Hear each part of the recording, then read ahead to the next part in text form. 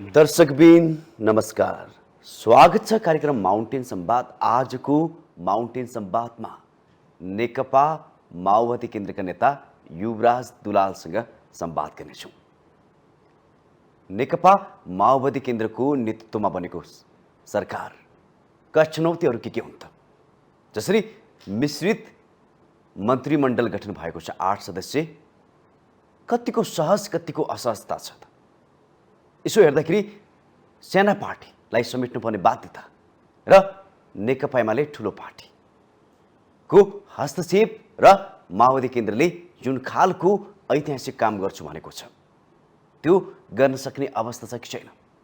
जनताले आश लाग्दो काम गर्छु भनेर उहाँले योभन्दा पहिले नै प्रतिबद्धता जनाइसक्नु भएको छ। नेकपा माओवादी केन्द्रका अध्यक्ष तथा प्रधानमन्त्री पुष्पकमल दाहाल प्रचण्डले तर त्यो खालको मन्त्रीमण्डल विस्तार हुन सकेको सकेन, बन्न सकेको सकेन भन्ने आज यो पाठमा संवाद गर्छौँ र देखिएका चुनौतीहरू र सम्भावनाहरू के हुन् हामी यो समग्र पाठमा संवाद गर्छौँ। राष्ट्रिय स्वतन्त्र पार्टीका अध्यक्ष रवि लामिछाने गृहमन्त्री उप प्रधानमन्त्री भएसँगै यसले पनि बहसको पाटो पाएको छ। रवि लामिछाने आफै नो नट भोट अगेन भन्ने समूह पनि उहाँले त्यो पेज पनि चलाउनु भयो। तर आज पाको उमेरकै नेतृत्वको हिस्सेदार बने उहाँले कतिको सहजता गर्लान् त भन्ने पनि एक खालको संवाद पनि चल्न थालेको छ र उहाँलाई नै समेट्नुपर्ने माओवादी केन्द्रको बाध्यता कि अहिलेको आवश्यकता, हामी यो समग्र पाटो चुनौतीहरू, जटिलताहरू र निकासहरूमा रहेर संवाद गर्छौँ। संवाद गर्नको लागि अब भने आजको संवादमा नेकपा माओवादी केन्द्रका नेता युवराज दुलाललाई जोड्न चाहन्छु। तपाईँलाई स्वागत छ र बधाई पनि छ। हजुर, धन्यवाद। अब जुन खालको मन्त्रीमण्डल बनेको छ यो मन्त्रीमण्डलले नेकपा माओवादी केन्द्रलाई देखिने गरेर काम गर्न सक्ने अवस्था छ कि छैन? मलाई लाग्छ अहिले यो हाम्रो संविधानको धारा 76(2) अनुसार दुईभन्दा बढी दलहरूको सरकार अहिले बनेको छ। अहिलेको जनमत, भर्खरै सम्पन्न निर्वाचनको जनमतले 2 वा 2 भन्दा बढी दल मिलेर सरकार चलाउनु भन्ने जनमत प्राप्त भयो। एक दलमा आफ्नै मात्रै दलले सरकार चलाउनु र 2 वा 2 भन्दा बढी दलको नेतृत्वमा सरकार चलाउनु आफैमा एउटा चुनौतीपूर्ण काम नै हो। त्यसलाई हामीले, तर त्यो चुनौती सकारात्मक चुनौती हो, त्यो माओवादी केन्द्रको एकल चुनौती होइन, त्यो राष्ट्रिय चुनौती हो। र यो अहिले बनेको सरकार पनि माओवादी केन्द्रको एकल इन्ट्रेस्टमा होइन, राष्ट्रिय आवश्यकताले बनेको सरकार हो।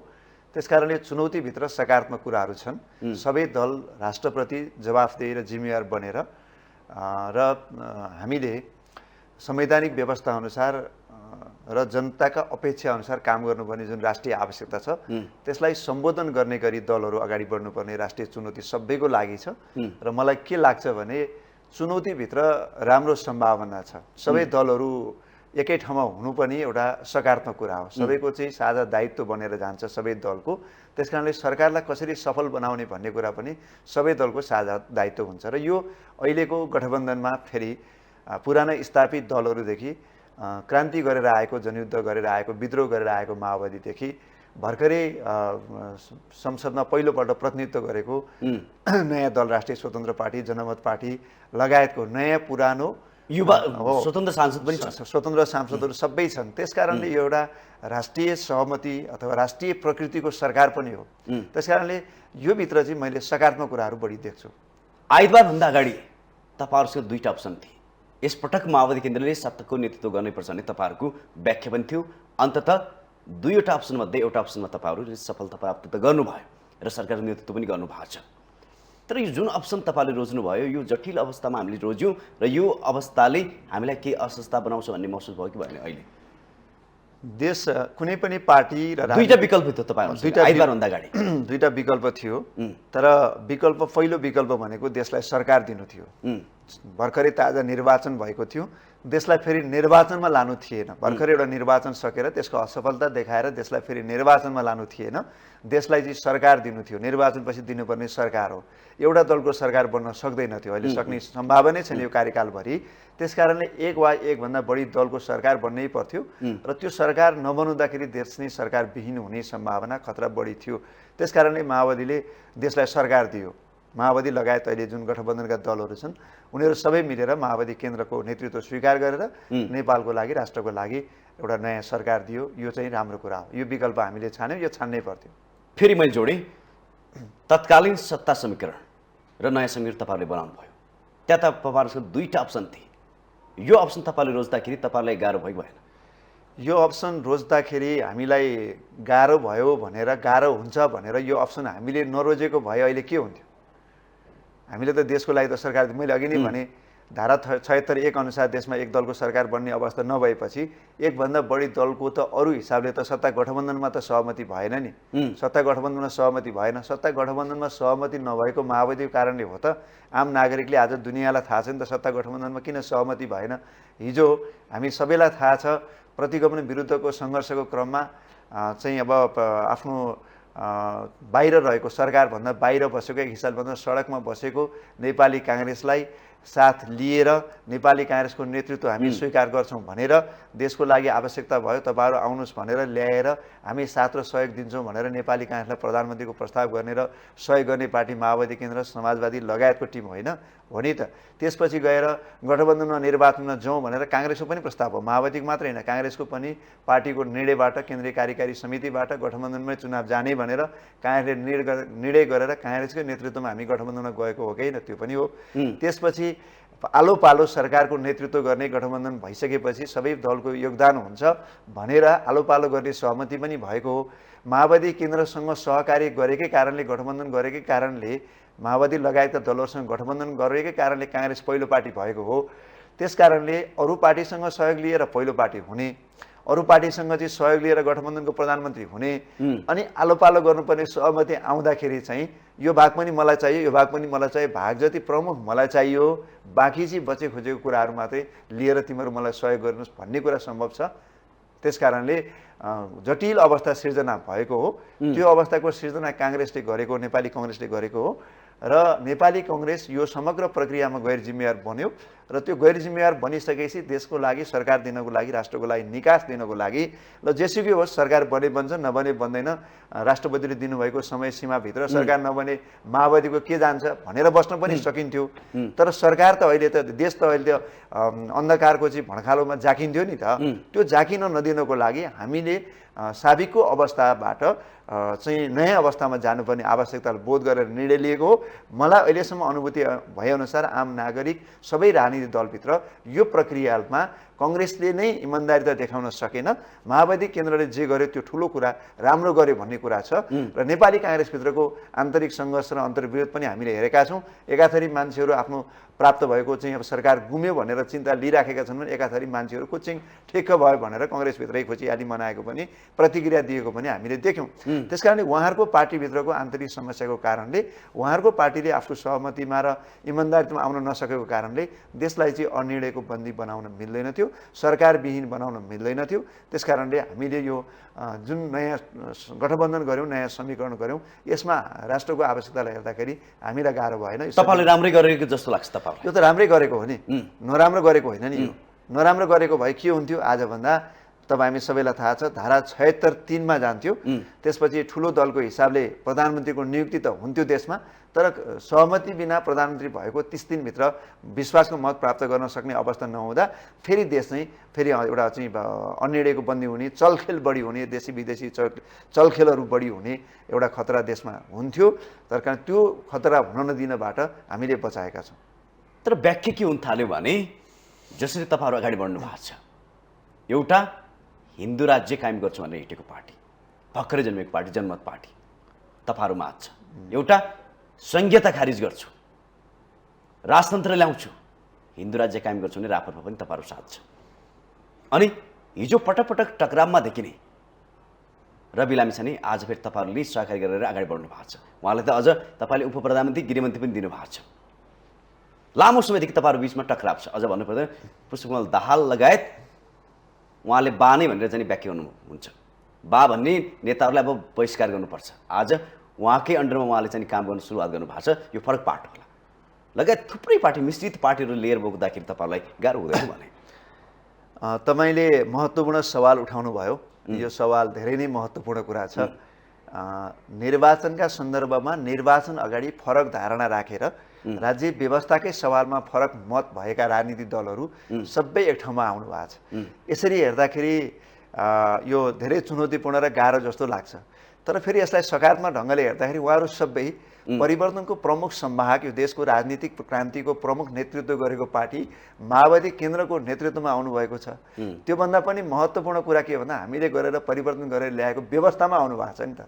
र सबैभन्दा महत्त्वपूर्ण कुरा 2072 सालमा जारी भएको हाम्रो संविधानको बाटोमा आउनु भएको छ। यो संविधानमा त राजतन्त्र ल्याउने कुरा पनि छैन, यो संविधानमा हिन्दू अधिराज्य बनाउने कुरा पनि छैन। त्यसकारणले यो संविधान त सङ्घीय लोकतान्त्रिक गणतन्त्रात्मक नेपालको संविधान हो, धर्मनिरपेक्षताको संविधान हो, समावेशिता भएको संविधान हो, समानुपातिक भएको संविधान हो, जनताका मौलिक हक अधिकार भएको संविधान हो, देशलाई समाजवादतर्फ लाने भन्ने संविधान हो। यो संविधानको चाहिँ मार्गबाट, यो संविधानको मार्गदर्शनबाट उहाँहरू सबै कसको भन्दा विद्रोही क्रान्तिकारी हिजो राजनीति परिवर्तन गरेको र अब समाजवादको नेतृत्व गर्छु भन्ने पार्टीको नेतृत्वमा आउनु भएको छ। उहाँले यो त तपाईहरुको आशा हो, धारणा हो, तपाईहरुले आशावादी हुँदै होला, सबै कुरामा आशावादी हुने। नम्बर 1 कुरा। नम्बर 2 कुरा, तपाईले जस्तो भर्खरै गृहमन्त्रीमा नियुक्त हुनुभएको माननीय रवि लामिछानेजीको कुरा गर्नुभयो। उहाँ त्यही व्यक्ति हो, कहिले उहाँले प्रचण्डका बारेमा दुनियाँलाई चकित पार्ने गरी प्रशंसा पनि गर्नुभएको छ, कहिले उहाँले चुनावको सन्दर्भमा नो नट अगेन भनेर क्याम्पेन पनि चलाउनु भएको छ। त्यो चुनावमा एउटा चाहिँ उहाँले त्यति बेला चाहिँ युवाहरू बढी आउनुपर्छ हैन, युवाहरू नयाँ अनुहारहरू बढी आउनुपर्छ, युवाहरू बढी आउनुपर्छ भनेर उहाँले त्यो क्याम्पेन चलाउनु भयो होला। उहाँमा पनि अनुभवका कमी भयो होला, उहाँहरूका जोस जाँगरका कुरा होलान्। तर उहाँलाई आज के रियलाइज भयो भने देशको नेतृत्व गर्न त फेरि प्रचण्डै चाहिने रहेछ। त्यसकारणले उहाँले पनि प्रस्ताव गरे हो नि। उहाँ हामीले ल्याएको मात्रै होइन, रवि लामिछाने आफै पनि लागेर ल ठिकै छ गठबन्धन बनाएर सरकार बनाऊ, हामी गठबन्धनलाई सपोर्ट गर्छौँ भनेर त निर्वाचनको परिणाम आएदेखि भन्ने मान्छे पनि उहाँ नै हो नि त। त्यसकारणले हामीले त्यसो भए रवि लामिछाने सच्चिसके। रवि लामिछानेले अनुभव प्राप्त गर्नुभयो। रवि लामिछाने बिस्तारै वस्तुगत हुँदै हुनुहुन्छ। बाहिर सरकार बाहिर हुँदा जिम्मेवारीमा नहुँदाखेरि गर्ने कुरा र जिम्मेवारीमा हुँदा गर्ने कुरा बिल्कुल फरक हुन्छ। जिम्मेवारीमा कुरा गरेर हुँदैन, काम गर्नुपर्छ। त बाहिर बस्दाखेरि कुरा गर्दै हुन्छ। त आज त उहाँले सबै कुराको समस्याको समाधान गर्नुपर्ने कुरा त उहाँको अगाडि आइसक्यो नि। उहाँ सच्ची नै होइन, उहाँले अब धेरै कुरा रियलाइज गर्नुहुन्छ। हिजो मिडियामा तपाईँ जस्तै एउटा सञ्चारकर्मी बनेर दुनियाँलाई सोधिएका प्रश्नहरू, दुनियाँतिर फर्काएका औँलाहरू सबै आफैपट्टि रविजीको फर्किसकेका छ। त्यसकारणले उहाँ नै त्यस्तो एउटा पात्र हो। उहाँको लागि यो सकारात्मक अवसर पनि हो, सकारात्मक चुनौती पनि हो र धेरै ठुलो चुनौती हो। उहाँले जसको समाधान गर्नुपर्छ रवि लामिछानेजीको अगाडि। चुनौती माओवादी केन्द्रको लागि छ कि उहाँको लागि छ? चुनौती त प्रमुख माओवादी केन्द्रकै लागि छ। उहाँलाई ल्याउनु तपाईहरुको लागि चुनौती होइन, उहाँलाई ल्याउनु चुनौती होइन, रविजीलाई ल्याउनु चुनौती। व्याख्या त त्यही सुरु भइसक्यो। रविजीलाई ल्याउनु हाम्रो चुनौती होइन। यो अहिले चुनौती माओवादी केन्द्रको एकल चुनौती पनि होइन। मैले अघि नै भने के अरे निर्वाचनको मिश्रित परिणामले सिर्जना गरे अवस्था हो नि त। त्यो राष्ट्रको प्रति जवाफदेही जिम्मेवार सबै राजनीतिक दलहरूको लागि यो परिस्थिति चुनौतीपूर्ण परिस्थिति हो। माओवादी केन्द्रको लागि मात्रै होइन।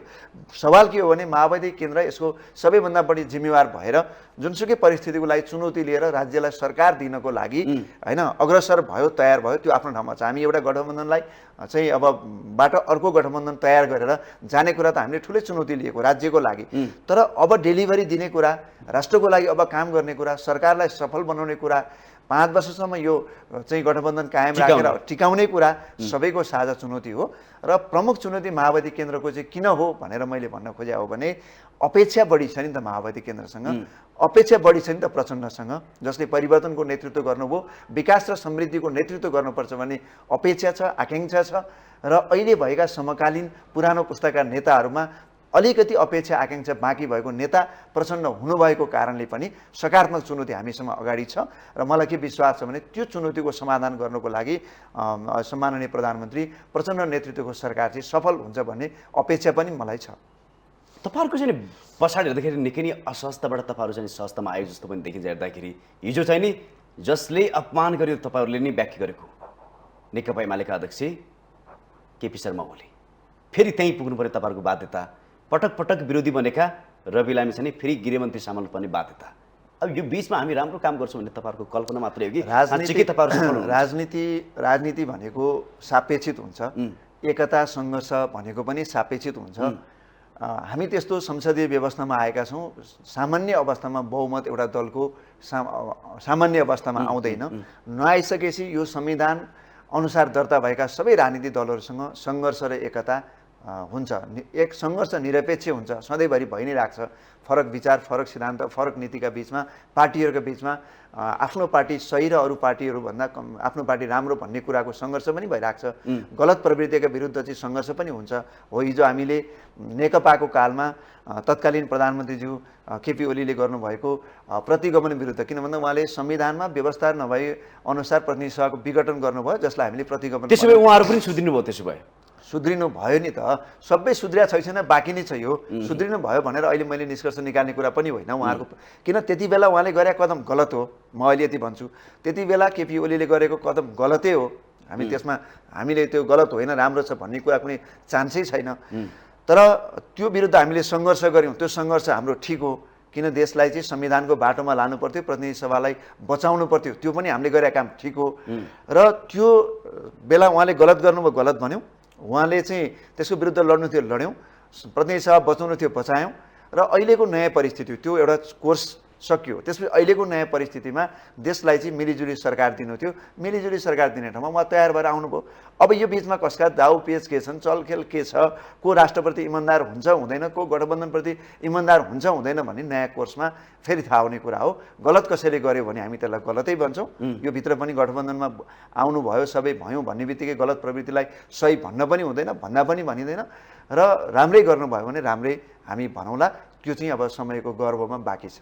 एक खालको व्याख्या के पनि सुरुवात भएको छ भने नेकपा एमाले माओवादी केन्द्रलाई बलिको बोको बनाउँदैछ भन्ने कुरा पनि व्याख्या हुँदैछ। यसलाई कसरी हेर्नु भएको छ तपाईँहरूले?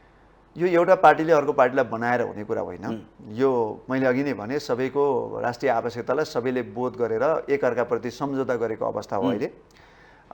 यो एउटाले अर्कोलाई बनाउने कुरा मात्रै छैन। हामीले अहिले माओवादी केन्द्रको नेतृत्व स्वीकार्नलाई गठबन्धनमा अहिलेको नयाँ गठबन्धन आबद्ध दलहरू सहमत हुनुभयो। हामीले सरकारको नेतृत्व लियौँ।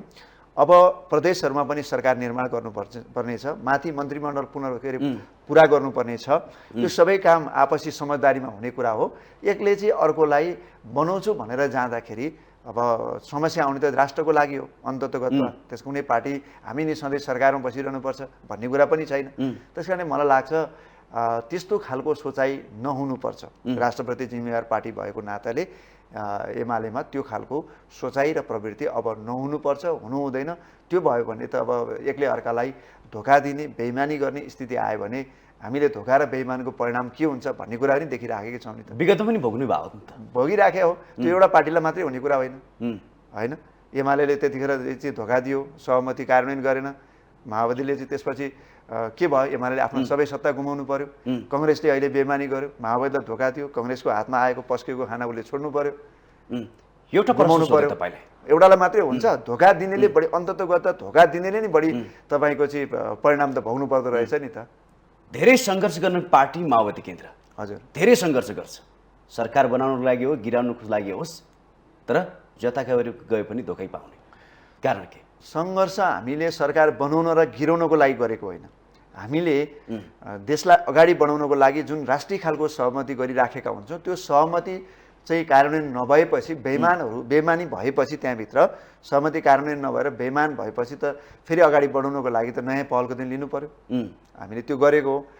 र तपाईँले हेर्नुहोस् नेपालको राजनीतिमा 64 सालको निर्वाचनपछि हामी 70, 74, 79 3 पटक प्रतिनिधि सभाको निर्वाचनमा हामी पहिलो पार्टी त भएका छैनौँ। 3 पटक हामी तेस्रो पार्टी भएका छौँ। तर तेस्रो पार्टी भएको माओवादीले नै बढी पहल कदमी लिनु परेको चाहिँ किन? देशमा किन प्रचण्डले नै बढी पहल कदमी लिनु परेको किन? प्रचण्ड पनि चुबो लागेर खुमलटारमा चाहिँ आराम गरेर बसेको भए हुन्थ्यो नि त। प्रचण्ड चुबो लागेर खुमलटारमा आराम गरेर बसेको भए यसरी सरकार बन्थ्यो? पटक पटकको कुरा गर्नुहोस् तपाईँ। प्रतिनिधि सभा विघटन हुँदा पनि चुबो लागेर बसेको भए हुन्थ्यो नि त। त्यसको विरुद्ध सडकमा गएर सङ्घर्ष नगरेको भए प्रतिनिधि सभा पुनर्स्थापना हुन्थ्यो?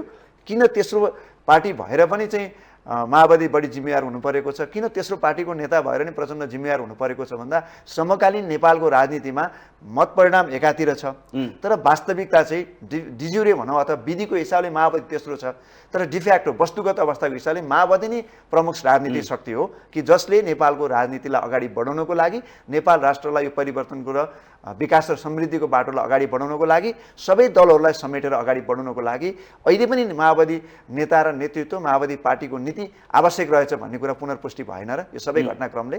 त्यसकारणले त्यो चुनौती माओवादीलाई किन बढी भएको त, देशमा तेस्रो पार्टी भएर नि माओवादीलाई किन बढी चुनौती भएको भन्दा माओवादीप्रति अपेक्षा बढी भएर, माओवादीप्रति विश्वास बढी भएर भएको हो भन्ने मलाई लाग्छ। अहिले पनि समय कस्तो आइपर्यो तपाईँहरूलाई भने अब आम जनतालाई तपाईँहरूले काम गरे प्रुभ गर्ने बेला आएको छ। तपाईँहरूले यो समय काम गर्न सक्नु भएन भने जनताले तपाईँलाई विश्वास गर्ने आधार गुम्नेछ भन्ने कुरा लगभग देखिन्छ हेर्दाखेरि। यो समय तपाईँहरूले काम गर्नु सक्नुपर्ने अवस्था आउँछ, तर मन्त्रीमण्डल हेर्दाखेरि तपाईँहरूलाई निकै नै असहज छ। मलाई के लाग्छ भने माओवादी अध्यक्ष प्रचण्डको नेतृत्वमा नेपालमा 3 पटक सरकार बन्यो। 2वटा सरकार उहाँले कहिले 9 महिना कहिले त्योभन्दा कम समय सञ्चालन गर्नुभयो। पहिले 9 महिने सुरुमै उहाँले भन्नुभएको छ अनुभवका कमी लगायतका कुराहरू, तैपनि माओवादीले जनपक्षीय कामहरूको सुरुवात गरेको हो। दुवै पटकको सरकार, अघिल्ला 2 पटकको सरकारको नेतृत्व गर्दा हामीले राष्ट्र हित विपरीतका कुनै काम गरेका छैनौँ। अध्यक्ष प्रचण्डले नेतृत्व गर्दाखेरि गरिएको छैन र तुलनात्मक हिसाबले राज्यको स्रोत र साधनबाट जनतालाई बढीभन्दा बढी सेवा सुविधा के दिन सकिन्छ भन्ने कुरा गरिएको छ। राष्ट्रिय गौरवका आयोजना लगायतका चाहिँ मेगा आयोजनाहरू सञ्चालन गरेर विकासको नयाँ चरणमा देशलाई अगाडि लाने हामीले प्रयत्न गरेका छौँ। दोस्रो कार्यकाल उहाँको पहिलो कार्यकालको तुलनामा बढी चाहिँ अपेक्षाकृत सफल भएको कुरा पनि हामीले हेरेका छौँ र पहिलो कार्यकाल दोस्रो कार्यकालको अनुभव र सफलताबाट र यो समग्र देशको स्थिति बुझ्नु भएको छ अध्यक्ष प्रचण्डले। त्यसकारणले यो कार्यकालमा देशको चाहिँ आवश्यकता अनुसार जल्ला बल्ला समस्याहरू, जनताका आवश्यकताहरू सबैलाई सम्बोधन गर्ने गरी सरकारले डेलिभरी दिन्छ भन्ने मलाई चाहिँ विश्वास छ, अपेक्षा छ। र गठबन्धनमा जस्तो खालको समीकरण बनेको छ तपाईँले राख्नुभयो जस्तै यो समीकरणको कारणले गाह्रो होला कि भन्ने कुरा छ। गाह्रो त हुन्छ नि, तर गाह्रोको बिचबाट पनि सफलता निकाल्न सकिन्छ। मैले भने सबैको लागि चुनौती छ, यो जनमत पार्टीको लागि पनि चुनौती छ, चाहिँ स्वतन्त्र पार्टीको लागि पनि चुनौती छ, एमालेको लागि पनि चुनौती छ। अर्थतन्त्र एउटा चाहिँ चुनौतीपूर्ण अवस्थामा छ। नेकपा एमाले अर्थ मन्त्रालयको जिम्मेवारी लिएको छ र समग्र देश चाहिँ अहिले एउटा चुनौतीमा छ। त्यो चुनौतीको नेतृत्व चाहिँ माओवादीले लिएको छ भन्दा साझा चुनौती हो नि त यो। त्यसकारणले यो साझा चुनौती पुरा गर्नको लागि मलाई लाग्छ यो सरकार सफल हुन्छ, हुनुपर्छ। यो सरकार असफल हुँदा एउटा पार्टी होइन, एकैचोटि झन्डै दर्जनको हाराहारीमा पार्टीहरू चाहिँ माथिको विश्वास हुन्छ। यो अब यहाँ सुन्नुहोस्, तपाईँको देशको शासन व्यवस्थालाई होइन चुस्त दुरुस्त बनाउने गृह मन्त्रालयको जिम्मा राष्ट्रिय स्वतन्त्र पार्टीको अध्यक्ष रवि लामिछानेले ल्याउनु भएको छ, जसले म अरू कसैले गर्न नसकेका काम गर्छु भनेर भोटमा आएर आउनु भएको छ होइन। अब पुरानो पुस्ताले होइन हामी गर्छौँ भनेर आउनु भएको, उहाँलाई चुनौती छैन। तपाईँहरूलाई पनि चुनौती छ, एमालेलाई चुनौती छैन। राम्रो काम गरेर अर्कालाई चुनौती दिनुभयो भने एउटा कुरा के हो भने हामीले चाहने, माओवादीले चाहने कुरा के हो भने प्रतिस्पर्धा गर्न आओस्, कोही जनतालाई डेलिभरी दिने कुरा, विकासका चाहिँ मेगा प्रोजेक्टहरू ल्याएर देशलाई विकास र समृद्धिको बाटोमा लाने कुरा, रोजगारीको सृजना गर्ने कुरा, सुशासन कायम गर्ने, भ्रष्टाचारलाई नियन्त्रण गरेर ढिलासुस्तीलाई नियन्त्रण गरेर सुशासन गर्ने कुरा, यो कुरामा राम्रो कामको लागि प्रतिस्पर्धा गर्ने मान्छे चाहियो माओवादीलाई कमजोर मान्छे लागि उपयुक्त रवि लामिछाने हुन्। ठिक छ, एउटा जोस जाँगर लिएर आउनु भएको छ, उहाँ गर्छु भनेको मान्छे उपयुक्त हुँदैन। उहाँको एउटा विगतको संवाद तपाईँलाई जोडिहालेँ। उहाँले पटक उहाँले प्रोग्राममा के भन्नुहुन्थ्यो भने भ्रष्टाचारीहरूलाई त मलाई टुँडी खेलमा लगेर बेसरी कुट्नु मन छ भन्ने उहाँले चाहिँ एउटा संवाद जोड्नु। अब दण्ड पाउनु भएको छ, उहाँले पुलिसको दण्ड पाउनु भएको छ, सडकमा पुलिसहरू परिचालन गर्ने उहाँले हो होइन। अख्तियारमा प्रहरीको चाहिँ हुन्छ, राष्ट्रिय अनुसन्धानमा उहाँहरूको चाहिँ के अरे कोअर्डिनेसन हुन्छ, सबै कुराको त उहाँको हातमा छ नि त। अब रवि लामिछानेजीलाई यति राम्रो अवसर आएको छ, राष्ट्रको लागि त्यो आवश्यकता छ, उहाँलाई शुभकामना छ, उहाँले गर्नुपर्छ। तर माओवादी केन्द्रको नेता पऱ्यो भने के होला भने तपाईँलाई जोसुकै परोस्, मै परोस्, जोसुकै परोस्, यहाँ हामीलाई राष्ट्रको लागि भ्रष्टाचार गरेर प्रचण्ड परे पनि त समात्नु पऱ्यो नि त। तपाईँले रोक्नुहुन्न? म पऱ्यो नि, समात्नु पऱ्यो नि, किन रोक्ने? म चाहिँ रवि लामिछानेको ठाउँमा यदि जिम्मेवारी थियो भने म उहाँले भनेको कुरा म चाहिँ कार्यान्वयन गर्थेँ। म आफू विगतमा पनि सरकारको, प्रदेश सरकारको मन्त्री भएर आएको मान्छे हो। मैले कसैको सिफारिसमा, गलत कुराहरूको सिफारिसमा एउटा काम गरेको छैन मैले। चाहे एउटा मान्छेको नाजायज सरुवा किन नहोस्, मैले गरेको छैन। चाहे प्रधानमन्त्रीको, चाहे पार्टी नेताको आओस्, यो गलतलाई गलतै भनेर मैले गरेको छैन। त्यो आँट र हिम्मत चाहिँ युवा नेतृत्वले राख्न सक्नुपर्छ। त्यसै बालटार काण्ड सुनकाण्डसँग जोडेका नेताहरू सबै बाहिर आउँछन्। सबै गरे हुन्छ उहाँले। नेता जोडिया छन् कि छैनन्, भ्रम मात्रै हो कि आरोप मात्रै हो कि वास्तविकता हो कि ल्याउनु पर्यो नि बाहिर। निर्मला हत्याकाण्डको कुरा छ, उहाँले भन्नुभएको छ न्याय दिनु पर्यो, ल्याउनु पर्यो। कुनै नेता संलग्न रहेछ भने नि एक्सपोज गर्नु पर्यो। के तपाईहरुको हस्तक्षेप त हुँदैन? एउटा व्यक्तिको लागि बचाउनको लागि चाहिँ सारा जनता अन्यायमा पर्नुपर्छ भने हुँदैन हस्तक्षेप, हुँदैन हस्तक्षेप। म एकदमै के कुरा क्लियर छु भने माओवादी पार्टीमाथि कुनै भ्रष्टाचारको छानबिन गरे हुन्छ, कुनै अन्य कुराहरूको छानबिन गरे हुन्छ केही रहेछ नेताहरू भने। किन भन्दा मलाई जहाँसम्म रियलाइज छ त्यो लेभलको कमी कमजोरी हाम्रो पार्टीभित्र नेतृत्वहरूले गर्नु भएको छैन। गरेको रहेछ कसैले भने, हामी कसैले गरेका रहेछौँ भने कानुनको दायरामा ल्याउँदा हुन्छ, तपाईहरुको सहयोग हुँदैन? ल्याउनु पर्छ। रवि लामेछानेजीले भ्रष्टाचार विरुद्धको काम गर्न खोज्दा निर्मला बलात्कार काण्ड लगायतका अन्य जघन्य अपराधका काण्डहरूमाथि चाहिँ उहाँले एक्सन गर्न खोज्दाखेरि हाम्रो साथ र सहयोग हुन्छ। सम्माननीय प्रधानमन्त्रीजीको पनि साथ र सहयोग हुन्छ। उहाँलाई त यति राम्रो वातावरण छ, प्रचण्ड जस्तो डाइनामिक लिडर उहाँले पाउनु भएको छ। अब खोजी गर्नुहुन्छ? उहाँको जोस जाँगरको कुरा हो, तर त्यति गतिशीलतामा निर्णय लिन सक्ने क्षमता एउटा संवाद जोडिएको छ। बालटारमा जोडेकै नाम तपाईँले मन्त्रीमण्डलमा ल्याउनु भएको छ, त्यो पनि खोजी गर्नुहुन्छ? विगतमा नि त्यो खोजी मजाले गर्दा हुन्छ। उहाँ पनि कानुनको कठाघरामा आउनुपर्छ। नाम चाहिँ नलिउँ, नाम लिनु पर्दैन, सबैलाई थाहा छ। बालटारको जग्गा प्रकरणमा जोडिएको व्यक्ति पनि मन्त्रीमण्डलमा हुनुहुन्छ। रवि लामेछानेजी जसको चाहिँ नागरिकताको सवाल उठाएको छ, उहाँ आफै मन्त्रीमण्डलमा हुनुहुन्छ। उहाँले विदेशी नागरिकता चाहिँ लिएपछि नेपाली नागरिकता त्यागिएको र पुनः प्राप्ति नगरेको भनेर अहिले अदालतमा चाहिँ मुद्दा विचाराधीन अवस्थामा छ। आफ्नै पनि क्लियर गर्नुपर्छ उहाँले, अरूको पनि क्लियर गर्नुपर्छ, सबैको गर्नुपर्छ। त्यति महत्त्वपूर्ण जिम्मेवारी उहाँलाई छ, चुनौती पनि छ, जिम्मेवारी पनि छ। उहाँको नागरिकता सम्बन्धी केसलाई चाहिँ डिसमिस गर्न, बालटारको जग्गा प्रकरणलाई डिसमिस गर्न, निर्मला पन्त हत्या प्रकरणको चाहिँ डिसमिस गर्नलाई यो समीकरण बनेको होइन नि त। यो समीकरण देश त्यो सबैलाई न्याय दिनको लागि, देशलाई सुशासन कायम गर्नको लागि र राज्यलाई जनतालाई डेलिभरी दिनको लागि र देशलाई विकास दिनको लागि बनेको हो नि। त्यसकारणले त्यो काम सबैले गर्नुपर्छ, सबै पार्टी मन्त्रीहरूले जिम्मेवार हुनुपर्छ। त्यो यो सरकारले गर्छ, गर्नुपर्छ, खोज्नुपर्छ, खोज्नुपर्छ। हामीले भने त त्यही हो नि, म त गर्ने ठाउँमा छैन नि। मेरो आवाज त के हो भने यो सरकारले गर्नुपर्छ भन्ने कुरा हो। अब भ्रष्टाचारीहरूलाई छुट छैन, आफ्नो भ्रष्टाचारीहरूलाई छुट हुनु हुँदैन, कहिले पनि हुनु हुँदैन नि। भ्रष्टाचारीलाई किन छुट हुने? राज्यका प्रमुख जिम्मेवारी लिएका नेतृत्वहरूबाट नै भ्रष्टाचार निवारणको लागि काम सुरु गर्नुपर्छ। सधैँ छुट छैन, भ्रष्टाचारीलाई छुट त कहिले पनि छैन। नाम जोडिन्छ, पक्राउ पर्दैन, गर्नुपर्छ नि त। नगर्ने तपाईँले गर्न सक्नुहुन्छ? अब नगर्ने गर्नुपर्छ, हामी गर्नुपर्छ भन्छौँ। भ्रष्टाचार एकैचोटि तपाईँको जिरोमा आउने ल्याउँछौँ भन्ने कुरा त्यो घमण्ड मैले गर्दिनँ होइन। संसारमा यो चाहिँ समस्याले रोगले सबैलाई गाँजेको छ, तर यसको सुरुवात गर्नुपर्छ। र मैले के भन्छु भने भ्रष्टाचार विरुद्ध चाहिँ देखिने गरी अभियान थाल्नुपर्छ र कसैले भ्रष्टाचार गरेको प्रमाणित भएमा त्यसलाई कानुनको दायरामा ल्याएर कारबाही गर्नुपर्छ, त्यसको संरक्षण गर्नु हुँदैन। यो कुरा चाहिँ म जुनसुकै अवस्थामा पनि आवाज उठाउँछु। तपाईँहरूले त पुरस्कार दिनुभयो नि त? कसलाई पुरस्कार दियो?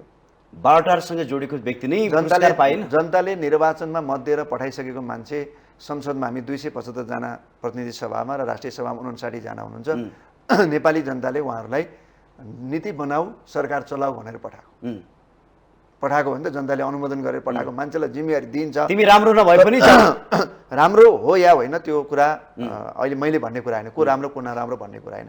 हाम्रो प्रणालीमा, हाम्रो कानुनी र संवैधानिक व्यवस्थाबाट निर्वाचित भएर आएको कुनै पनि प्रतिनिधि जब निर्वाचित भयो, शपथ खायो, ऊ जुनसुकै जिम्मेवारी लिनको लागि कानुनत योग्य भयो। अब बाँकी रह्यो नैतिक सवाल हो। नैतिक सवालमा हामीले डन्डा लगाउन मिल्दैन। त्यो नैतिक सवालमा चाहिँ आफैले डन्डा लगाउनुपर्छ। कानुनी सवालमा चाहिँ राज्यले डन्डा लगाउन मिल्छ। कानुनी सवाल थियो भने मन्त्री नियुक्त नगर्न मिल्थ्यो होइन। निर्वाचित नभएको भए, शपथ खान नपाएको भए अथवा अरू केही भएको भए राज्यले नियुक्त नगर्न मिल्थ्यो। तर कानुनी हिसाबले अरूले गर्न मिल्दैन। नैतिक हिसाबले म विवादित मान्छे नजाने भन्ने कुरा सम्बन्धित व्यक्तिको कुरा हुन्छ। तर अहिले विवादमा आएको कुराहरू उहाँलाई पनि राज्यले यो चाहिँ भ्रष्टाचार गरेकै हो भनेर ठहर त गरेको छैन। त्यो विषय सवाल नैतिक उहाँहरूको लागि नैतिक सवाल हो। तर उहाँहरूले त्यो कुराको लागि अनुसन्धानको गर्नको लागि गर्नुपर्छ भन्ने नैतिकता उहाँहरूले देखाउनुपर्छ। सहजीकरण उहाँहरूले गर्नुपर्छ। उहाँहरू सबै जति पनि क्याबिनेटमा भएका अथवा सङ्घीय संसदमा हुनुभएका अथवा विभिन्न तहका जनप्रतिनिधि भएका मान्छेहरूले राज्यका जिम्मेवारी रहेका राष्ट्र सेवा कर्मचारीहरू सबैले राज्यको सेवा र सुविधा लिनेहरूले मेरो बारेमा उठेका कुनै पनि सवालमा छानबिन गर्नको लागि अध्ययन अनुसन्धान गर्नको लागि मबाट कुनै रोकआउट हुनु हुँदैन भन्नुपर्छ। तर सबै मान्छेले भन्दैन, किन सबै मान्छेमा उच्च नैतिकता हुँदैन। तर गाह्रो छ त, सबैलाई हुँदैन, गाह्रो त भइहाल्छ नि, काम गर्न गाह्रो हुँदैन। कारबाही सुरु गर्यो भने सरकार टिक्दैन। सरकार टिक्ने नटिक्ने कुराको सवाल होइन, सरकारले काम गर्ने कुराको सवाल हो। राम्रो काम गर्दा सरकार छोड्नु पर्यो, ढल्यो अथवा अरू कुरा भने त्यो ढल्छ भनेर चिन्ता लिएर बस्ने पार्टी माओवादी पार्टी होइन। सरकार गुमाउनु पर्ला, प्रधानमन्त्रीको कुर्सी छोड्नु पर्ला, त्यस कारणले सबै कुरालाई सामसुम गरेर जाउँ भन्ने खालको पार्टी माओवादी पार्टी होइन। सबै कुरालाई सामसुम गरेर जाउँ भन्ने व्यक्ति प्रचण्ड होइन। यस्ता प्रधानमन्त्री त उहाँले उहाँले यस्ता प्रधानमन्त्री दुईपल्ट छोडिदिइसक्नु भयो। जब कुनै पनि राष्ट्रको विरुद्ध खतराको घन्टी बज्छ होइन, त्यस्तो अवस्थामा उहाँले कुर्सीलाई कहिले पनि प्रदान दिनुभएको छैन। सहमतिभन्दा बाहिर कहिले पनि जानुभएको छैन। पहिलोपटक 2064-65 सालमा पनि गठबन्धनकै सरकार बन्या हो, अहिले मात्रै होइन, एकल बहुमतको सरकारमा हामी कहिले पनि भएको छैन। त्यति बेला पनि गठबन्धनभित्रबाट धोका भएपछि र वैदेशिक हस्तक्षेपको नाजायज कुरा स्वीकार गर्नुपर्ने भएपछि उहाँले सरकार छोडेकै हो। त्यसपछि दोस्रो कार्यकालमा पनि गठबन्धनबाटै सरकार बनेको, आफ्नो कार्यकालको चाहिँ सहमति अनुसार उहाँले सरकार छोडेकै हो। सरकारको लागि नाजायज कुरा लिएर माओवादी केन्द्र र यसको नेतृत्व बस्दैन, बस्नु पनि हुँदैन। अब राप्रपाको फेरि कुरा जोडिहालेँ मैले। हिजो मात्रै राजेन्द्र लिङ्गदेन पार्टी अध्यक्ष के कुरा प्रश्न पार्नु भएको छ भने हाम्रो एजेन्डा भनेकै देशमा राजतन्त्र ल्याउने हो, संविधानमा त्यो कुरा लेखिनुपर्छ, त्यसपछि मात्र हामी स्वीकार गर्छौँ। अब तपाईँहरूले बोक्नु भएको छ, उहाँको माग सम्बोधन गर्नुहुन्छ तपाईँहरूले? हामी देशमा राजतन्त्र पुनर्स्थापना गर्ने माग सम्बोधन गर्दैनौँ। संहिता खारिज हुनुपर्छ भन्ने संहिता खारिज हुने माग सम्बोधन गर्दैनौँ। उहाँले सरकार छोडेर जानुभएछ भने त्यसको चुनौतीको सामना गर्छौँ। यो देशमा रगत बगाएर ल्याएको व्यवस्था हामी सफल पार्नको लागि लाग्छौँ। संहिता कार्यान्वयन गर्नको लागि उहाँहरूलाई हामी कन्भिन्स गर्छौँ। यो गणतन्त्रात्मक व्यवस्थाबाटै देशलाई अगाडि लानको लागि उहाँहरूलाई हामी सम्झाउने कोसिस गर्छौँ र उहाँहरू यो कुरा कार्यान्वयन भएन भने उहाँहरूले आफ्नो स्टेप लिन सक्नुहुन्छ। तर देशलाई चाहिँ राजतन्त्रमा फर्काउनको लागि कुनै पनि बहानामा कुनै किसिमको नाम लेखेर फर्काउनको लागि संहितामाथि हुने कुनै पनि प्रकारको चाहिँ गलत रवैया हस्तक्षेपको लागि हामी सम्झौता गर्दैनौँ। यो कुरा चाहिँ हाम्रो संविधानसँग जोडिएको कुरा हो। संविधानलाई यो सवालमा परिवर्तन गर्ने कुरामा माओवादीले सोच्न पनि सक्दैन। अर्को एजेन्डा उहाँको हिन्दू राज्य कायम। हिन्दू राज्य कायममा नि हामी जान सक्दैनौँ। अहिले हिन्दू राज्य कायम गर्ने कुरामा पनि हामी जान सक्दैनौँ। हामी हिन्दू धर्मलाई हामी सम्मान गर्छौँ। यसको विकास संरक्षण गर्ने कुरामा जति गर्नुपर्छ राज्यले हामी सबै गर्छौँ। हिन्दू लगायतका बौद्ध लगायतका सबै धर्मलाई समान अधिकार दिएर सबैको संरक्षण गर्ने, सबै धर्ममा आस्था राख्ने नागरिकहरूलाई समान हैसियत र समान अधिकार, समान दृष्टिले हेर्ने दृष्टिकोणको नेतृत्व माओवादी केन्द्रले गर्छ। तर एउटा धर्म प्रधान देश बनाउने कुरा अहिले हाम्रो कल्पनामा छैन। तर यो एजेन्डा राप्रपाको मात्र होइन, जनमत पार्टीको पनि हो। यसो हेर्दाखेरि राष्ट्रिय स्वतन्त्र पार्टी हिन्दू धर्म मान्नेहरूले हिन्दू राज्य भइदियोस्, बौद्ध धर्म मान्नेहरूले बौद्ध राज्य भइदियोस् भन्ने एउटा हिजो भएको कारणले, हिजो बनाइएको कारणले त्यो खालको दिमागमा एउटा छाप र मनोविज्ञान छ। तर हामीले अहिले हामी पनि हिन्दू हो नि त, हामीले हिन्दूको विरोध गरेका छौँ र हिन्दू धर्म मान्न पाइन्छ, हिन्दू धर्मको विकास गर्न पाइन्छ, हिन्दू धर्मको संरक्षण गर्न पाइन्छ। हिन्दू धर्म मान्ने सबैको अधिकारहरू त संविधानमा स्थापित छ। नेपालमा चाहिँ मजाले खुलेर सबै गर्न पाइन्छ। किन एउटा धर्मको नाम लिएर फलानु धर्मको राज्य भन्नु किन पर्यो? त्यो भन्दा के हुन्छ, त्यो नभन्दा के पाइया छैन। र एउटा धर्मलाई भन्दाखेरि अरू नागरिक, नेपालमा बस्ने नागरिक, हाम्रा दाजुभाइहरू दिदीबहिनीहरू, उहाँहरूको चाहिँ आस्थामाथि चोट हामीले किन पुर्याउने? नेपालमा बौद्ध धर्म मान्ने नागरिक छैन नेपालमा जन्मेको। अहिले क्रिस्चियन धर्म मान्ने नागरिकहरू हुनुहुन्न, उहाँहरूको आस्था छैन। अनि उहाँहरूको आस्थामाथि चोट पारेर एउटा धर्मको राज्य हुन्छ अहिले, एउटा जातको राज्य हुन्छ अहिले, एउटा भाषाको राज्य हुन्छ अहिले, एउटा पोसाकको राज्य हुन्छ अहिले? यो सम्भव छैन। उहाँहरूको बोली के रहेछ भने एक भाषा, एक वेशभूषाको सरकार बहुमत बन्न सक्ने, नेपाल सबै जात, सबै भाषा, बहुमत भएको जनसङ्ख्यालाई सम्मान गर्ने, त्यो सरकार बन्ने बहुमतको बन्ने कुरा र सरकार बहुमतको बन्ने कुरा र हामीले सम्मान गरेको छैन। हिन्दू धर्म मान्ने नागरिकहरूलाई सम्मान गरेको छैन। तर त्यो त विभेद हो नि त। सरकार चाहिँ बहुमत प्राप्त गर्नेले रुल गर्ने भन्ने एउटा कानुनी व्यवस्था हो। तर धर्मकै आधारमा, त्यसो भएदेखि नेपालमा गरिब बढी छन् भने गरिबले चाहिँ भनेको कुरा मान्नु पर्यो, धनीहरूको सम्पत्ति बाँड्नु पर्यो नि त गरिबलाई। बहुमत त गरिब छन् नि त, त्यो सम्भव हुन्छ? नेपालमा त्यसो भए नेपाली भाषा बोल्ने बढी मान्छे छ, नेपाली भाषालाई मात्रै राष्ट्रभाषा मान्ने त अब हामी फेरि राष्ट्रिय भाषा त नेपाली नै हो नि, सबै हो नि। अहिले नेपालमा बोलिने सबै भाषा राष्ट्रभाषा हो। नेपाली चाहिँ नेपालको कामकाजको भाषा हो अहिलेको नयाँ कानुनी व्यवस्था अनुसार। र जुन प्रदेशमा बहुसङ्ख्यक नागरिकले बोल्ने भाषाहरू पनि त्यो प्रदेशको प्रदेश भाषा हो। तर नेपालमा अहिले सबै जाति राष्ट्रिय जाति हुन्, सबै भाषा राष्ट्रभाषा, सबै पोसाक राष्ट्रिय पोसाक हो। अहिले एउटा छैन। यो कुरा तपाईँ क्लियर हुनुहोस् र म तपाईँ मार्फत सबैलाई क्लियर गर्न चाहन्छु।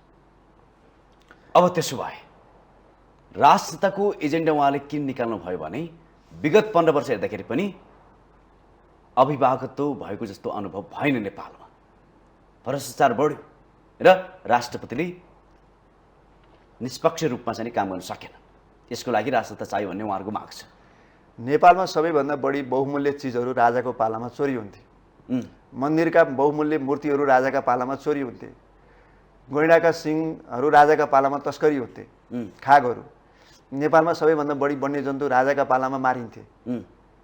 नेपालमा सबैभन्दा बढी आफूलाई इच्छा लागेको व्यक्तिलाई सरकारी जग्गाहरू बकस दिने काम राजाका पालामा हुन्थ्यो। नेपालका राजाहरू अहिले पनि 4 नम्बर 5 नम्बर धनी अहिले पनि पूर्व राजा छन्। कहाँबाट आयो त्यो सम्पत्ति? नेपालमा राजतन्त्रले भ्रष्टाचार गरेको थिएन। भ्रष्टाचार कुनै व्यवस्थाले गर्ने हो, पद्धति र कार्यान्वयन गरियो कि गरिएन भन्ने कुरा हो। व्यवस्थासँग भ्रष्टाचारको कुरा जोडिएको हुँदैन। त्यसकारणले राजतन्त्र हुँदा भ्रष्टाचार नेपालमा सबैभन्दा बढी मैले भन्यो भने भ्रष्टाचार राजतन्त्रको बेलामा हुन्थ्यो। अहिले छैन। भ्रष्टाचार अहिले पनि छ। भ्रष्टाचार चाहिँ व्यवस्थासँग जोडिएको कुरा होइन, भ्रष्टाचार सरकार सञ्चालन गर्ने पद्धतिसँग जोडिएको कुरा हो। र त्यसकारणले भ्रष्टाचारलाई अन्त्य गर्नुपर्छ भन्ने कुरामा हामी सहमत छौँ। भ्रष्टाचारलाई कारबाही गर्नुपर्छ भन्ने कुरामा सहमत छौँ।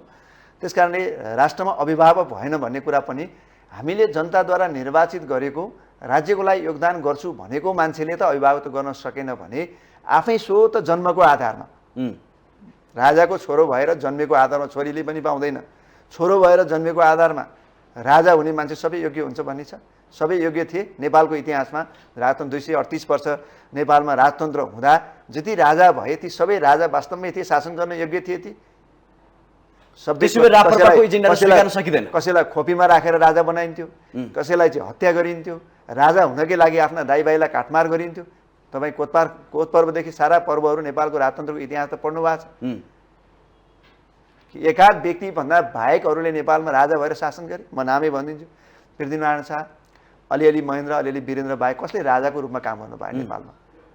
सबै खोपीका देवता पनि थिए।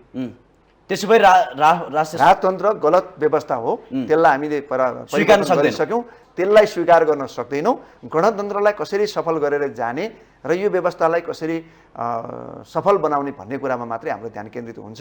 यो एजेन्डै हाम्रो एजेन्डा हुँदैन, यो सरकारको एजेन्डा राजतन्त्र हुँदैन। तर सहकर्मी साथीको एजेन्डा त हो नि। उहाँहरूले बोल्नुहुन्छ, आफ्नो मत बोल्नुहुन्छ। भोलि जनमत उहाँहरूले बढाएर ल्याएर परिवर्तन गरेर संविधानै परिवर्तन गर्नुभएछ, सङ्घर्ष गरेर भने त्यो होला। तर मैले देखाएको सम्भव छैन अहिले। मैले त्यो सम्भावना देखाएको छैन। हाम्रो एजेन्डै हुँदैन। त्यो कुरा उहाँले बोल्नुहुन्छ, हामी सुन्दैनौँ। स्वीकार्य हुँदैन। कहाँ स्वीकार्य हुन्छ? व्यवस्था नेपाल राष्ट्र कसैको चाहिँ व्यवस्था परिवर्तन गरिरहने, चलखेल गरिरहने, क्रीडास्थल बनाइरहने राष्ट्र हो हाम्रो। हामी राष्ट्रप्रति जवाफदेही हुने कहिले? पटक पटक व्यवस्था मात्रै परिवर्तनको लागि क्रान्ति गरेर देश भन्छ। किन त्यतातिर ध्यान जानु पर्यो? जे व्यवस्था छ यसलाई चुस्त दुरुस्त बनाऊ, मन्त्रीमण्डल सानो बनाऊ, केन्द्रमा प्रदेशहरूमा मन्त्रीमण्डलको साइज घटाउँ, सकिन्छ भने सांसदहरूको सङ्ख्या घटाउनुतिर बहस गरौँ होइन। किन हामीले हिजो एउटा समावेशी प्रतिनिधित्व गर्नको लागि ठुलो आकारको बनायौँ, अब यसलाई चाहिँ पुनरावलोकन गरौँ, चुस्त बनाऊ। केन्द्रका आफ्ना अधिकारहरू संविधानको मर्मअनुसार प्रदेश र स्थानीय तहलाई डेलिभर गरौँ, हस्तान्तरण गरौँ। केन्द्रमा थोरै मन्त्रालय राखौँ। सुशासनको कुरा उठाए हुन्छ नि उहाँले, मन्त्रालय घटाउने कुरा उठाए हुन्छ, सांसदको सङ्ख्या घटाउने कुरा उठाए हुन्छ। उहाँले भनिसक्नु भएको छ संहिता काम छैन। हाम्रो नेपालको लागि अपरिहार्य हो। संहिता नबुझेर हो। संहिता 7वटा प्रदेश भइसकेपछि 7वटा प्रदेशमा देशको राजस्व सबै कुरा असफल भइसक्यो उहाँहरूको नजरमा। असफल भएको छैन, सन्तुलित हिसाबले वितरण भएको छ। आज कर्णाली प्रदेश, सुदूरपश्चिम प्रदेश, त्यहाँका जनताहरूले आफ्नो नजिकबाट पहुँचबाट विकास निर्माण र जनसेवाका कामहरू पाइराख्नु भएको छ। त्यो असफलता हो। काठमाडौँ बसेर नेपाल हेरेर हुन्छ? सुदूरपश्चिम र कर्णाली हुम्ला गएर हेर्नु पर्दैन? हुम्लामा केन्द्रीय सरकारले बाटो पुर्याउन सक्यो, नेपालमा संविधान जारी हुँदासम्म तपाईँ गणतन्त्र आउँदासम्म हुम्लामा बाटो पुगेको थिएन। तर काठमाडौँ वरिपरि के थियो? विकास त सबै यहीँ थियो। गणतन्त्र पुगेको थिएन नि त नेपालमा। कर्णाली अञ्चलका अधिकांश जिल्लामा, सुदूरपश्चिम प्रदेशका अधिकांश जिल्लामा बाटो पुगेको थिएन, पूर्वका अधिकांश जिल्लामा बाटो पुगेको थिएन। त्यो संहिताले सम्भव भयो। संहिताले सम्भव भयो। कसरी? राज्यको स्रोत त्यहीँ पुग्यो। कर्णाली प्रदेशमा पुगेको बजेट यहाँ ल्याएर काम गर्न मिल्दैन। सुदूरपश्चिम प्रदेशमा पुगेको बजेट काठमाडौँ ल्याएर फर्काएर काम गर्न मिल्दैन। त्यहीँ गर्नुपर्छ। र त्यो बजेट हाम्रो कानुनले बाँडिदिएको छ, कुनै व्यक्तिको निगाहमा जाने होइन। प्राकृतिक स्रोत तर उहाँहरूको व्याख्या के छ भने भ्रष्टाचार बढ्यो, संहिताले भ्रष्टाचार। अब केन्द्रीय सरकारले भ्रष्टाचार नगरे भने त केन्द्रीय सरकार त केन्द्रीय हो नि त। प्रदेश सरकारले ल प्रदेशहरू बनेर भ्रष्टाचार भयो, केन्द्रमा भ्रष्टाचार भएन भन्न सक्नुहुन्छ उहाँहरूले? त्यो गरेर देखाउनु पर्यो नि त उहाँहरूले। भ्रष्टाचार सबै ठाउँमा छैन। त्यो प्रदेश भएर भ्रष्टाचार भयो, स्थानीय तह भएर भ्रष्टाचार भयो। हिजो गाविस थिएन, हिजो गाविसमा भ्रष्टाचार थिएन, वडामा भ्रष्टाचार थिएन। भ्रष्टाचार त प्रवृत्ति हो। त्यो तपाईँ एक्लै बनाउनुहोस् न। गाविसै गाउँपालिका खारेज गरेर, नगरपालिका खारेज गरेर ल सिङ्गे केन्द्रले मात्रै सरकार चलाए नि भ्रष्टाचार हुन्छ? त्यो त वाहियात तर्क हो। बढी खर्च भयो, जनप्रतिनिधि बढी भयो भन्ने कुरामा मैले अघि नै भनिसकेँ। जनप्रतिनिधि सङ्ख्या घटाउँ, यो बहस हुनसक्छ। तर सन्तुलित ढङ्गले नेपालको विकास संहिता खारिज हुँदैन। संहिता खारिज हुँदैन, गर्न हुँदैन। नेपाललाई सन्तुलित ढङ्गले सबै क्षेत्रको विकास गर्नको लागि, नेपालका सबै जाति, भाषा, धर्म र संस्कृतिको संरक्षण र विकास गर्नको लागि, समावेशी हिसाबले राज्य सञ्चालन गर्नको लागि, प्रतिस्पर्धात्मक ढङ्गले राज्य सञ्चालन गर्नको लागि र साथै प्रदेशभित्र भएका स्रोत र साधनको, प्राकृतिक स्रोत र साधनको अधिकतम प्रयोग गरेर नेपाललाई समृद्ध बनाउनको लागि संहिता जरुरी छ। प्रदेशहरूलाई अझ बलियो बनाएर लिएर जानुपर्छ र मैले भने सुशासन कायम गर्न र सार्वजनिक खर्च कटौतीका लागि काम गर्नुपर्छ। हिजै सरकारले सार्वजनिक खर्च कटौतीको लागि एउटा सन्देश दिने गरी पहिलो क्याबिनेटबाट निर्णय पनि भएको छ। अब प्रधानमन्त्री पुष्पकमल दाहालको संवादको कुरा गरौँ। उहाँले निर्वाचनको पूर्व सन्ध्यामा गोर्खा पुगेर बोल्नु भएको थियो, अब म अन्तिम पटक देशको प्रधानमन्त्री बन्न चाहन्छु र त्यो कार्यकाल ऐतिहासिक बन्नेछ भन्नुभएको थियो उहाँले। र त्यसको विकासको आधार गोर्खाबाटै सुरुवात हुनेछ। अब राम्रोसँग विकास गर्छु भन्ने भन्नुभएको थियो, सम्भव छ अहिले? सम्भव छ, विकास गर्न सम्भव छ। यो कार्यकाल प्रचण्डको शानदार र स्मरण योग्य हुनको लागि पनि सम्भव छ। यो विगतमा जस्तो छटपटाटबाट सरकार चलाउनु पर्दैन। यसमा हाम्रो संवैधानिक व्यवस्था अनुसार अब 2 वर्षसम्म उहाँले ढुक्क ढङ्गले, कम्तीमा 2 वर्षसम्म चाहिँ अब सहमति पनि छ र संवैधानिक व्यवस्था अनुसार पनि उहाँको सरकारको नेतृत्व उहाँले गर्न पाउनुहुन्छ। यति लामो समय, यो 2 वर्ष पनि नेपालको इतिहासमा एउटा लामै समय मानौँ, यति गर्न पाउनुहुन्छ र यो समयमा योजनाबद्ध ढङ्गले उहाँले सुशासनका कामहरू, विकास निर्माणका कामहरू र देशलाई समाजवादको यात्रामा लानको लागि गर्नुपर्ने अन्य जनसेवाका कामहरू र मौलिक हक अधिकारहरू कार्यान्वयन गर्ने कुराहरू उहाँलाई गर्न समय छ। उहाँमा ऊर्जा पनि छ, उहाँमा इच्छाशक्ति पनि छ, उहाँको दृष्टिकोण पनि क्लियर छ, सक्नुहुन्छ भन्ने लाग्छ। जहाँसम्म विकास निर्माणको कुरा छ गोर्खामा नि गर्नुपर्छ, गर्नुहुन्छ र देशभरि पनि प्रधानमन्त्री भएको हिसाबले समग्र देशको विकासको लागि उहाँले नेतृत्व गर्नुपर्छ, गर्नुहुन्छ। मलाई चाहिँ विश्वास छ विकासको सुरुवात अब गोर्खाबाट हुन्छ भने उहाँले वाचा गर्नुभएको छ। अब गोर्खाबाट चुनाव उठेको जनप्रतिनिधि भएको हिसाबले उहाँको निर्वाचन क्षेत्रको विकास त अर्काले गर्दैन, प्रचण्डले गर्नुपर्छ। अनि त्यहाँबाट सुरुवात त भइहाल्यो नि। त्यो सुरुवात हुन्छ। म सिन्धुपाल्चोकको प्रतिनिधि सभा 2, प्रदेश सभा 1बाट निर्वाचित भएको छु, त्यहाँको मैले गर्नुपर्छ, मैले त्यहीँबाट सुरुवात गर्छु। यो कुनै नौलो कुरा हो? केपीले झापाबाट गर्नु होला, अर्कोले अर्को ठाउँबाट गर्नु होला, रवि लामिछानेले चितवनमा गर्नुहुन्छ, गर्नु परेन? त्यहाँका जनतालाई विकास गर्छु, यो बाटो बनाइदिन्छु, पुल बनाइदिन्छु, खानेपानी ल्याइदिन्छु, सिँचाइ ल्याइदिन्छु भनेर भोट मागेको छ त गर्नु परिहाल्छ नि। यो नौलो कुरा हो जस्तो मलाई लाग्दैन। अनि ऐतिहासिक बन्छ कि बन्दैन भन्ने कुरा हो नि त। ऐतिहासिक त बनिहाल्छ नि। चितवनमा प्रचण्ड निर्वाचित भएपछि विकास ऐतिहासिक भएन?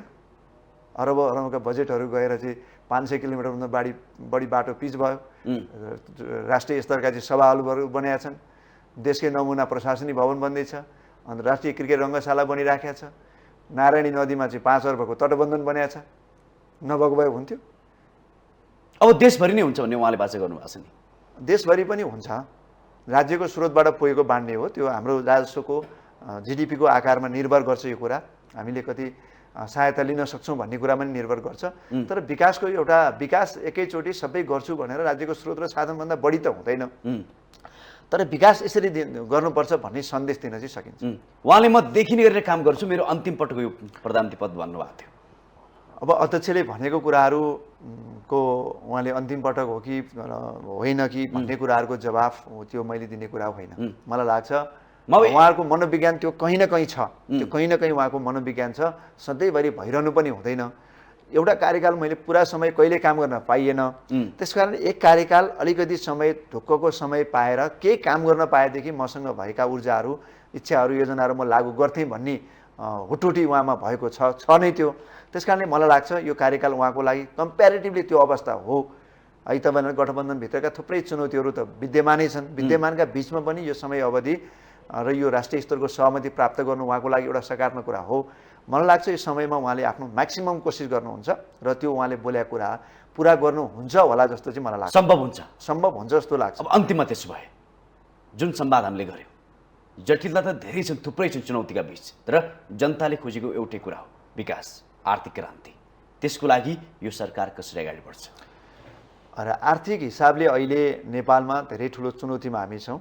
विश्व स्तरमा पनि आर्थिक सङ्कटको चुनौती आइराखेको छ। हामीलाई थाहा छ कोभिड लगायतको थुप्रै परिघटनाहरू, विश्वयुद्ध पनि भयो, यो विश्वयुद्ध होइन, युक्रेन र रसियाको युद्ध पनि भयो। त्यसको कारणले पनि अर्थतन्त्रमा केही नकारात्मक सङ्केतहरू देखिए, कोभिडको कारणले नकारात्मक सङ्केतहरू देखिए। नेपालको आन्तरिक उत्पादन वृद्धि हुन नसकेका कारणले गर्दाखेरि आन्तरिक चुनौती विद्यमान छ। मलाई लाग्छ हामीले धेरै ठुलो कुरा होइन, आन्तरिक उत्पादन बढाउने, चालु खर्च राज्यबाटै धान्न सक्ने बनाउने र विकास खर्च पनि राज्यबाट निकाल्न सक्ने गरी र अहिले देखिएको अर्थतन्त्रमा देखिएको चुनौतीलाई सम्बोधन गरेर अर्थतन्त्र चाहिँ अब विकासको गतिमा अगाडि बढ्यो भनेर ल्याउन सक्नु नै यो सरकारको सफलता हो। त्यति काम चाहिँ गर्न सक्नु पनि पर्छ, त्यति काम गर्न यो सरकारले प्रयत्न गर्छ, सक्छ भन्ने मलाई लाग्छ। हस्, तपाईँलाई फेरि पनि शुभकामना दिँदै र साँच्चीकै जनताले अपेक्षा अनुसार यो काम यो सरकारले गर्न सकोस् भन्दै यो समय र संवादको लागि धेरै धेरै धन्यवाद दिँदै बिदा हुन चाहन्छु। नमस्कार। हस् त, धन्यवाद। हस्, पक्कै पनि दर्शकबिन विभिन्न जटिलताका बीचबाट यो सरकार गठन भए पनि अब साँच्चीकै जनताको हितमा काम गर्न सक्नुपर्छ। जनताले आज देशमा विकासको महसुस गरेका छन्, त्यो विकास यो सरकारले दिन सकोस् भन्दै आजको संवादबाट म कार्यक्रम सञ्चालक खगेन्द्र विष्ट बिदा हुन चाहन्छु। नमस्कार।